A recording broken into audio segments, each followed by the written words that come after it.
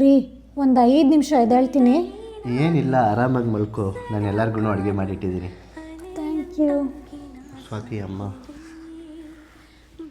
ಹಾಂ ಅಮ್ಮ, ಅವಳು ಸ್ನಾನಕ್ಕೆ ಹೋಗಿದ್ದಾಳ. ಹಾಂ, ಬಂದಮೇಲೆ ಫೋನ್ ಮಾಡೋಕ್ಕೆ ಹೇಳ್ತೀನಿ.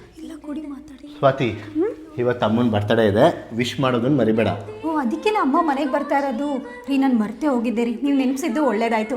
ಅಮ್ಮಂಗೊಂದು ಚಿನ್ನದ ಉಂಗುರ ಗಿಫ್ಟ್ ಮಾಡೋಣ ಬನ್ನಿ. ನನ್ನ ಹತ್ರ ಒಂದು ಸರ್ಪ್ರೈಸ್ ಪ್ಲಾನ್ ಇದೆ ರೀ. ತಿನ್ಬಿಟ್ಟು ಹೇಳಿ ಹೇಗಿದೆ ಅಂತ. ಕ್ಯಾರೆಟ್ ಹಲ್ವಾ ಮಾಡಿದ್ಯಾ? ಇದಕ್ಕೆ ದ್ರಾಕ್ಷಿ ಗೋಡಂಬಿ ಸ್ವಲ್ಪ ಜಾಸ್ತಿ ಹಾಕು. ಹೌದಲ್ವಾ, ಅತ್ತೆಗೆ ತುಂಬ ಇಷ್ಟ ಆಗತ್ತೆ. ಅವ್ರು ಬಂದಮೇಲೆ ಹೇಳ್ತೀನಿ. ನಾನೇ ನೆನ್ಪಿಟ್ಕೊಂಡು ದ್ರಾಕ್ಷಿ ಗೋಡಂಬಿ ಜಾಸ್ತಿ ಹಾಕಿ ನಾನು ತಯಾರಿ ಮಾಡಿದ್ದೀನಿ ಅಂತ. ನಾನು ಹೇಳ್ತೀನಲ್ಲ, ನಾನು ನಿನಗೆ ಹೇಳ್ದೆ ಅಂತ. ಹೇಳ್ಬೇಡಿ ನೀವು. ನಾನು ಹೇಳ್ತೀನಿ, ಹೇಳ್ಬೇಡ್ರಿ ರೀ.